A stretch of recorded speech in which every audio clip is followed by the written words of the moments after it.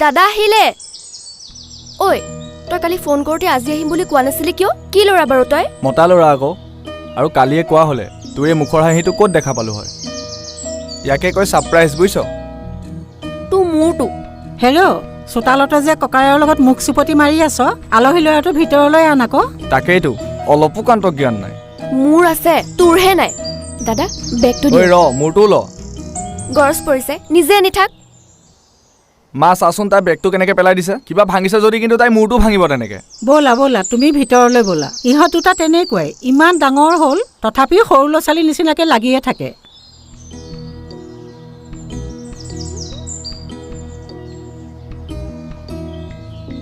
তোমাৰ ঘৰত কোন কোন আছে? নিজৰ বুলিবলৈ মোৰ ঘৰত ডগী চেমৰ বাহিৰে আন কোনোৱেই নাইকিয়া। মই একেবাৰে অকলশৰীয়া। নাপায় নাপায়, তেনেকৈ নক'বা, আমিবোৰ আছোঁ নহয়। আজিৰ পৰা তুমি এইখন ঘৰ নিজৰ বুলিয়েই ভাবিবা।